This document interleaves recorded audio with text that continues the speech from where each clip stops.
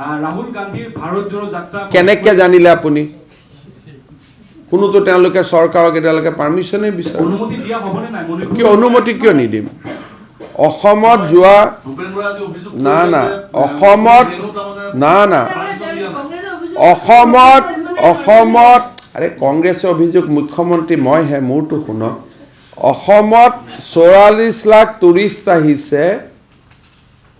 2022 2023 তো অসমৰ যেটো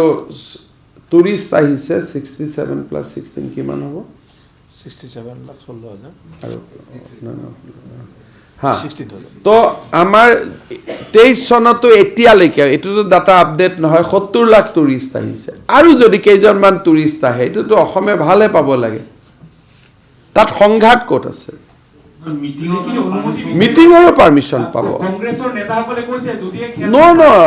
খেলপথাৰ নাথাকিলে খেতিপথাৰ থাকিব বুলি কৈছে একদম খেলপথাৰত থাকক নেহেৰু ষ্টেডিয়ামত থাকক সবতে থাকিব পাৰিব স্কুলত কেনেকৈ যদি ক্লাছ চলি থাকে আপুনি স্কুলত দিগদাৰ কৰিব ভাই ৰাতি দিন কি আছে স্কুল আৰু গুৱাহাটী মহানগৰ এই দুটাটো বাদ দিব লাগিব না হেতুটো আমিও বাদ দিওঁ যে গুৱাহাটী মহানগৰৰ মাজেদি নাযাব নেশ্যনেল হাইৱে হৈ যাব যদি মহানগৰৰ মাজেদি যাব লাগে ৰাতিপুৱাৰ 8টাৰ আগতে শেষ কৰিব লাগিব হেতু সবৰ স্বাৰ্থত এটো ট্ৰাফিক জামটো কোনেও নিবিচাৰে কাৰণ এই ৰাস্তাটোতে GMCH আছে এম্বুলেন্সৰ আছে হাজাৰখন নাৰ্ছিং হোম আছে সো গুৱাহাটী মহানগৰীৰ মাজেদি আমি কাকো প্ৰচেছন লব এলাউ নকৰো ইনক্লুডিং বিজেপিও নকৰো আমি কেতিয়াও কাৰ ৰেলী এইটো ৰেলী ক'ত খানাপাৰাৰ পৰা কলাক্ষেত্ৰ সেইটো মহানগৰীৰ মাজেদি ক'ত মহানগৰ এতিয়াতো ৰাজীৱ ভৱনৰ পৰা তো উলুবাৰীলৈকে যায় সেইটোতো আমি কেতিয়াও বাধা নিদিওঁ কিন্তু গোটেই আপুনি দিছপুৰৰ পৰা জালুকবাৰীলৈকে গৈ থাকিলে আপোনালোকে কষ্ট হ'ব সেইটোতো আমি এলাউ নকৰোঁ হাইৱেটো কিয় বনালোঁ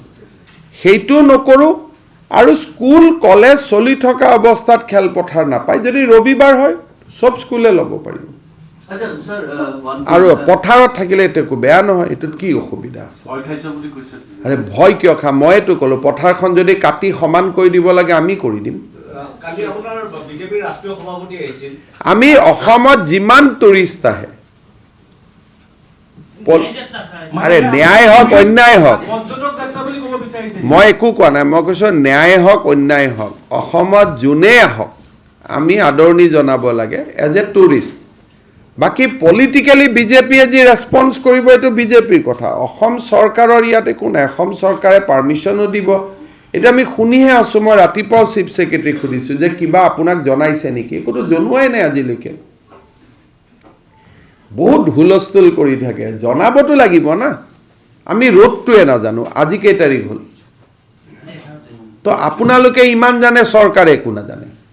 আহিবনে নাইতো আমি নাজানো হা চৰকাৰে মই যদি গামুচা পিন্ধাব যাব লাগে যাম মুকু পিন্ধাব লাগিব খালি যদি মোৰ ঘৰত আহি মুক পিন্ধাই তেলে ময়ো তেওঁৰ কেম্পত গৈ পিন্ধাই দিম সমান সমান হলে সব আছে